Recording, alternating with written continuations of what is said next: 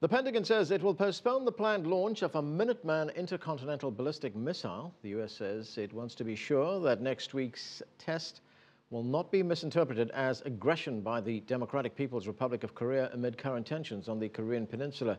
There have been mass demonstrations in the DPRK in support of the hardline stance of their leader Kim Jong-un. State television showed footage of rallies across the country. They included thousands of soldiers gathered in formation. Some chanted anti-American slogans. Meanwhile, more workers have returned to South Korea from the KAESONG industrial park a few kilometers north of the border. 21 workers returned on Saturday morning. About 100 more were expected to return soon. One of the returning workers said the number of security guards at the border was, quote, just as usual.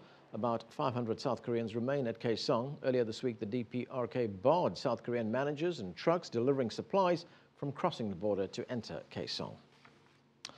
U.S. Secretary of State John Kerry departed Saturday for a trip that will take him throughout the Middle East, to the G8 summit in London and to Asia. Over 10 days, he'll address some of the biggest U.S. foreign policy challenges.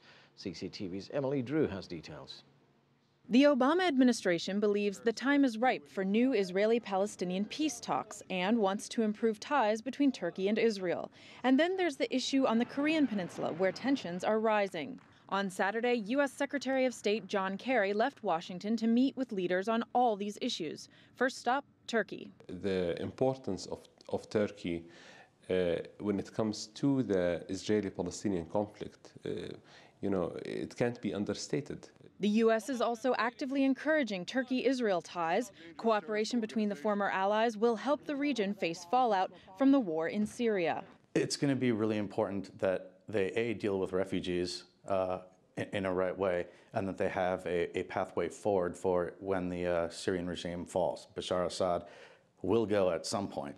From Turkey, Kerry will travel to Jerusalem and Ramallah in the West Bank. This is something that President Obama discussed theoretically during his last trip to Israel and Palestine.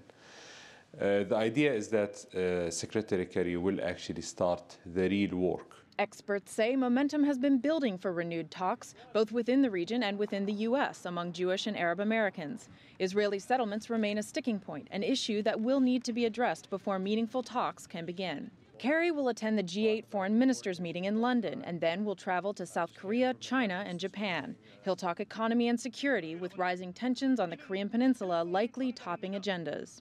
Pyongyang has made near-daily threats to Seoul and the U.S. Last week, the Democratic People's Republic of Korea moved missile launchers to its east coast, indicating more missile testing. Secretary Kerry and President Obama, Secretary Hagel have made clear the United States policy that we are not going to permit North Korea to become a nuclear state or be able to target the United States. We are very capable of defending ourselves.